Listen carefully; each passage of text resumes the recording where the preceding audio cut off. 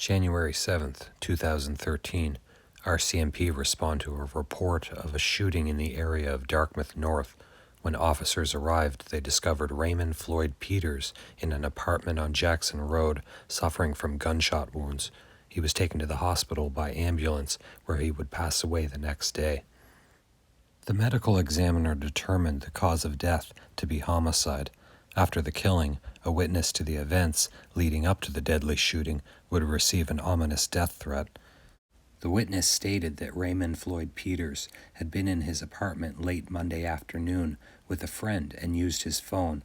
When the men left his apartment, Peters would tragically walk into a hail of bullets. Police say it appears a fight started between a group of men in the backyard of a home in the area of Primrose Street and Pinecrest Drive, and that Peters was shot several times in the chest. He managed to run to a nearby home on Jackson Road, where he was found by police before being rushed to the Queen Elizabeth II Health Sciences Center. Police state that Peters was known to police for years, and that the male witness whom he visited earlier in the afternoon received a death threat over the phone. Police say forensic analysis will allow them to determine where both the victim and the shooter, or shooters, were standing. No arrests have been made, but police are looking for a suspect, believed to have fled the scene after the shooting. He is described as a black man in his mid-20s, roughly 5'8" with a medium build. The suspect was wearing a navy blue hoodie and black pants at the time of the shooting. Contact 902-590-5016 if you have information about the murder of Raymond Floyd Peters.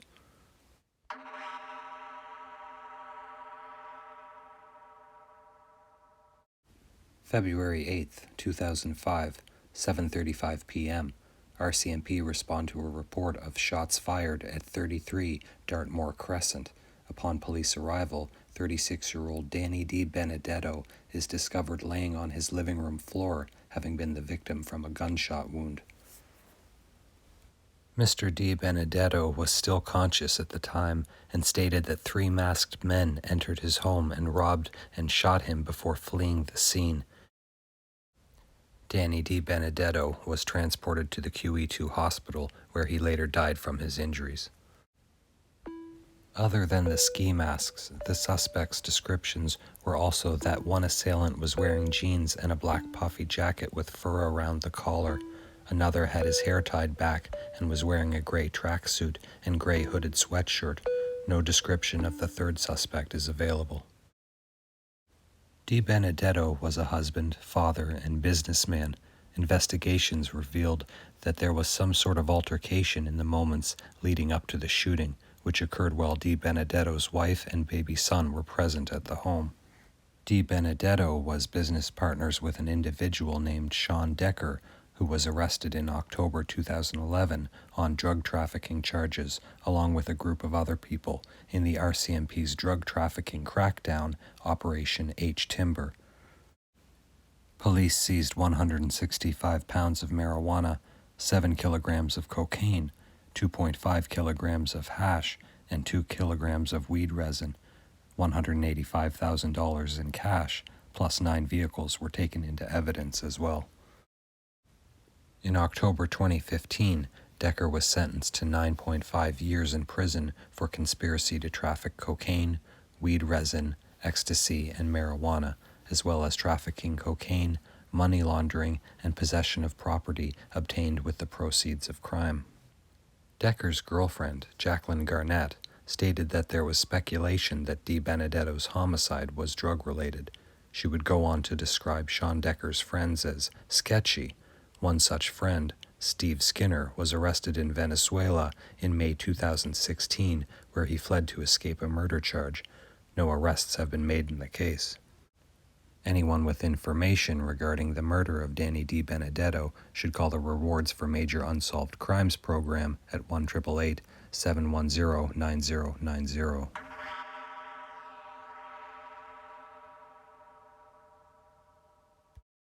June 5th, 1991, at 12:58 p.m., RCMP respond to reports from a citizen who had been walking along the north side of Micmac Lake, Dartmouth, adjacent to the 118 highway, When he happened upon the body of Carla Gail Strickland, it would be determined that she had been the victim of a homicide and left at this site. Police investigation revealed that Carla had spent the evening of June 2, 1991, celebrating a friend's birthday at a popular Halifax club, the Palace Cabaret, then went to Albro Lake Beach in Dartmouth with 3 male subjects, where they hung out until dawn. At 7 a.m., Monday, June 3rd, Carla was reportedly dropped off by one of the men at the Tim Hortons on Wise Road in Dartmouth, where she was reportedly going to use a payphone at this location. After this, Carla Strickland was never seen alive again. Regional police state they have identified a possible suspect, but have been unable to lay any charges. Evidence collected at the scene is being re-examined to determine if new DNA technology might help solve the case. Born in 1970, Carla was only 20 years old at the time of her murder. She was a student at Mount St. Vincent University, was in her 3rd year, and was also a cheerleader.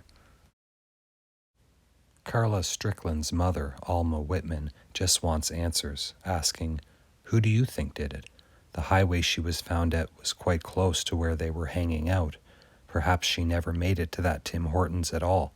I would like to get the identity of the 3 men who were seen with her that night, as well as her friend." Any persons with information regarding the murder of Carla Gail Strickland should call the Rewards for Major Unsolved Crimes program at 1-888-710-9090.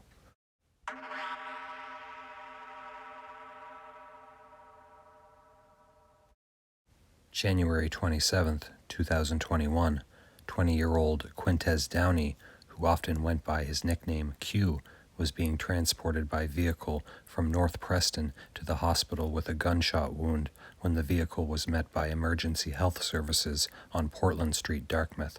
QUINTEZ Downey was subsequently pronounced dead at 12:49 p.m. on January 27, 2001.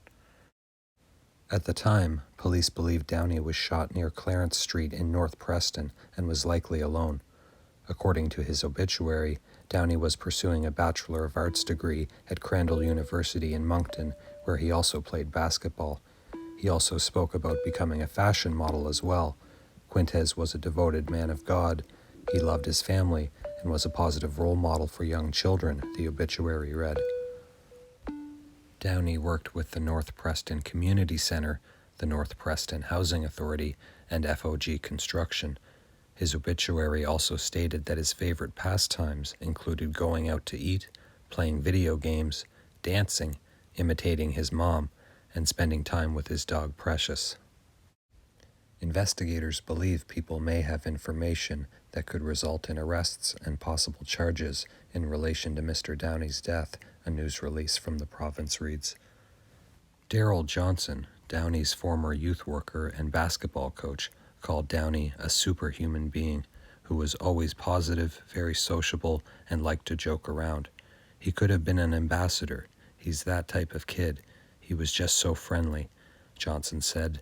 Whenever he walked into my office, immediately he would just bring a smile to my face because of his positive attitude. If you coach as long as I have, you're able to see and tell right away what kind of person you're going to see in the future, and with him, I could see that he was going to be an outstanding young man, Johnson said. Nova Scotia is offering a reward of up to $150,000 for information leading to the arrest and conviction of the person or people responsible for the murder of QUINTEZ Downey.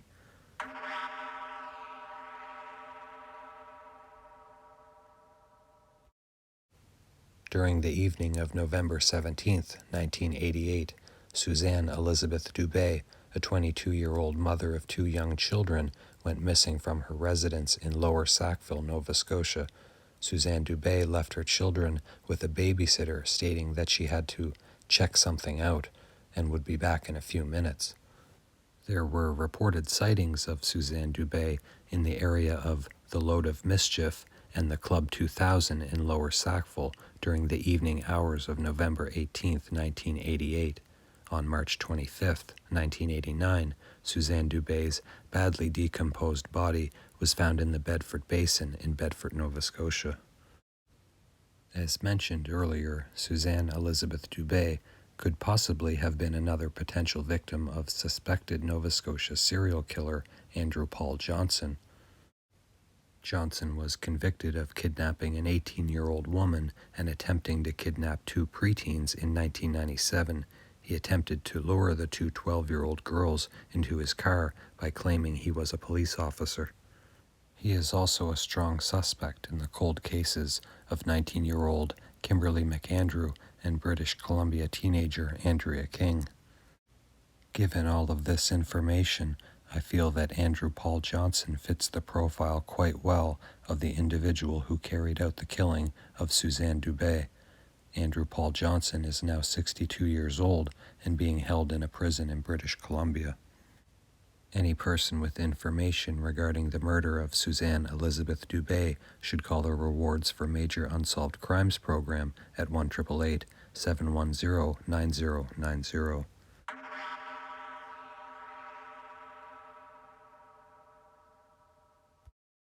September 10th, 1998, 8:23 a.m., police officers respond to a report from multiple young students about an unconscious female in a wooded location behind Harborview School on 25 Alfred Street, Dartmouth. Upon arrival at the scene, RCMP discovered victim Margaret Hartrick lying unconscious. Hartrick had suffered severe trauma to her head. She was quickly brought to the Queen Elizabeth II Hospital, where she would subsequently pass away as a result of her injuries on September 18, 1998, 8 days later. Police investigations uncovered that 35-year-old Margaret Hartrick was assaulted in the wooded area behind the school. Residents from the surrounding community reported hearing arguing earlier that same morning, while various other residents reported hearing a car speeding away from the area, which may have been related to the homicide. Investigators believe there are people who have information that could advance the investigation and hope the passage of time may encourage someone to do the right thing and come forward to police with what they know, said police in a news release. Margaret Hartrick was from the Lake Echo area and was a mother to one son. Any person with information regarding the murder of Margaret Elizabeth Hartrick should call the Rewards for Major Unsolved Crimes program at 1-888-710-9090.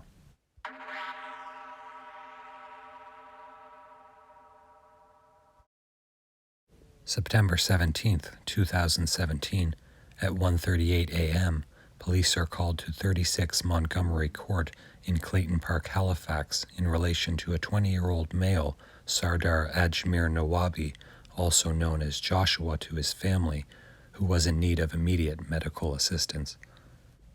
Emergency health services took the man to the hospital, where he later died.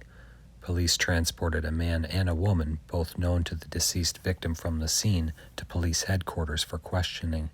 A 27-year-old man and a 24-year-old woman, both from Halifax, were arrested at 6:20 a.m., but later released without any charges being laid. Police do not believe that this was a random act. According to statements made by family members, the Afghan-Canadian male was in fear for his life in the days leading up to his death. 2 days before the homicide of her son, Faza Nawabi said that Sardar phoned her to say he was moving to New Brunswick because he had been threatened by a member of the Afghan-Canadian community. The Nawabi family arrived in Canada as refugees 2 years before the murder after fleeing Afghanistan, where they say their conversion to Christianity was followed by death threats from 2 members of the extended family. Sardar, or Joshua, went to school in London, Ontario, before moving to Halifax, where he had a job in an Iranian restaurant. Faza Nawabi would go on to say that her son was clearly frightened during their final phone conversation, telling her he wanted to return to live with his family. He was not comfortable. He was crying. He just started crying, and I said to him, "Why are you crying?" He said, "The people hit me." She urged her son to go to the police, but he refused, saying both he and the family in St. John would then be in danger. 2 days later, the family was informed by police that somebody had killed their son. Police have not released the exact cause of death. The NAWABI family now live in fear and still desperately seek answers regarding the tragic death of SARDAR AJMEER NAWABI.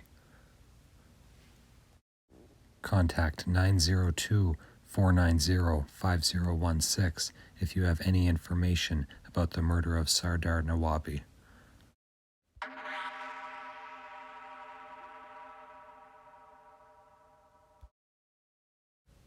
June 30th, 1981, at approximately 8:05 a.m., authorities respond to a report from a resident of John Street, Halifax, that there was a vehicle left running in front of 2454 John Street with a man slumped across the front seat. When police arrived at the crime scene, 43-year-old Vincent PIUS GRIFFIN, a.k.a. Hank, was found deceased in his vehicle, having been the victim of a homicide. Police investigations revealed that Mr. Griffin died of a result of injuries he received to the head and neck. Vincent's vehicle, a maroon 1977 Dodge two-door hardtop, had been witnessed in the area shortly after midnight. Police believe there are persons who have information that could result in an arrest and possible charges. Not much information about Vincent PIUS GRIFFIN is available. However, one individual commenting on a Halifax Regional Police Facebook article about the case had this to say: "He left his car running and unlocked to go somewhere on John Street, and when he got back in the car, a coward was in the back seat and hit him with an object in the back of the head, and he died from a blow to the head. They were robbing him. They believed the person knew martial arts or where to hit to kill. He was leaving the horse races and heading home to Spryfield. Why John Street and why this address? No one knows but the one who did this. This actually happened just after midnight, but no one checked till 8 a.m. Any person with information regarding the murder of Vincent PIUS GRIFFIN should call the Rewards for Major Unsolved Crimes program at 1-888-710-9090.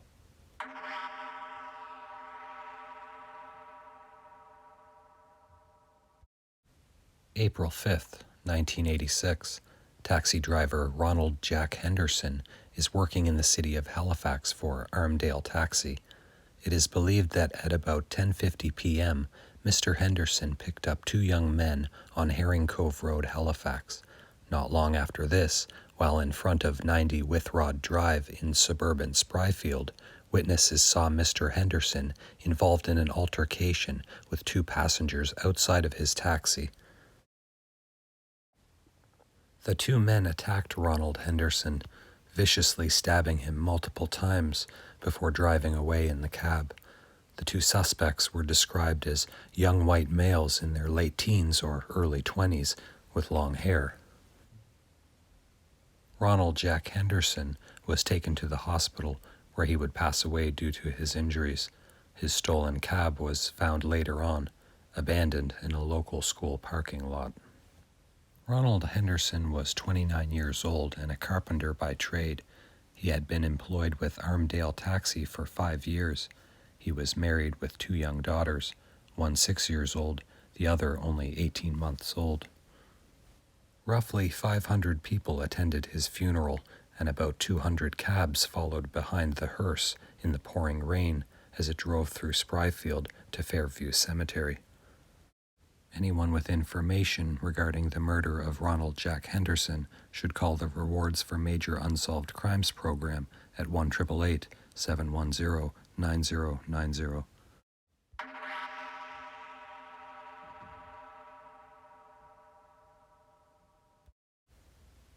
November 23rd, 1994, 8:41 a.m. Police responded to a report of a possible death at the rear of 5783 North Street, Halifax. Upon RCMP arrival, 25-year-old KIMBER Leanne Lucas was discovered deceased. Having been the victim of a homicide, she was stabbed and mutilated. Investigations revealed that KIMBER Leanne Lucas had last been seen in the area of North Street and Maitland Street between the hours of 1:30 a.m. and 3:30 a.m. on the day of her death. When she was murdered, she was 7 months pregnant. KIMBER Lucas came from a good home. did well in school, enjoyed sports, and had considered a career as a fashion model. Things began to take a less positive direction when reportedly she became addicted to crack cocaine, which tragically led her into prostitution and petty crime. Before her killing, she had expressed a desire to change her life and get off the streets.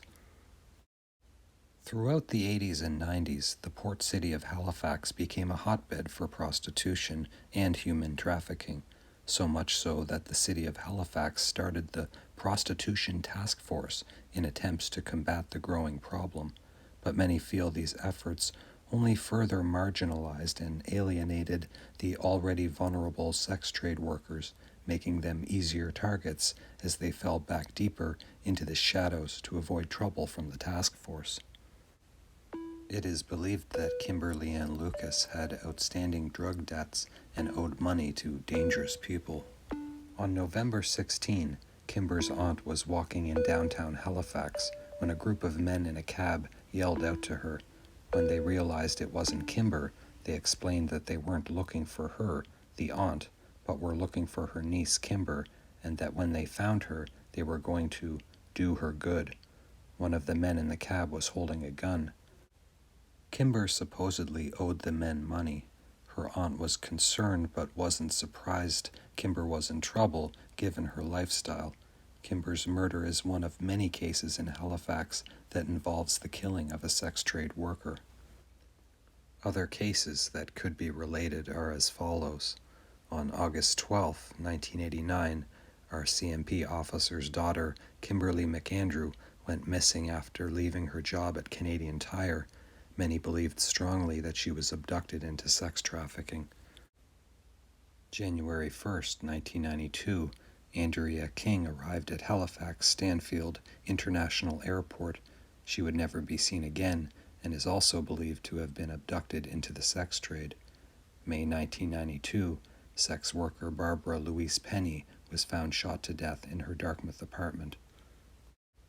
July 6, 1992, Valerie Dawn Allen disappears from Halifax and is believed to have been abducted into the sex trade. This was confirmed when she was found alive in New York in October 1992. September 1992, Nicole Jessam from Halifax was found when Toronto police busted a sex ring in Toronto. December 1992, sex worker Ann Mason was attacked and sexually assaulted outside an apartment in Dartmouth. She later died from her injuries. February 16, 1993, Kelly Lynn Wilneff was found beaten, shot, and dumped outside of a high school in Preston. She was a part-time sex worker. And in September 1993, sex worker Giselle Pelsman was found beaten to death on a Dartmouth golf course. Later on, it was determined that serial killer Colonel Russell Williams was stationed in Nova Scotia between 1992 and 1994. During this time, 3 women were found murdered, which all resembled his M.O. Was Kimber Lucas another victim of the infamous Russell Williams, or was she another one of the many casualties of the violence that surrounds the Halifax sex trade? For now, it will remain a mystery. Any person with information regarding the murder of Kimber Leanne Lucas should call the Rewards for Major Unsolved Crimes program at 1-888-710-9090.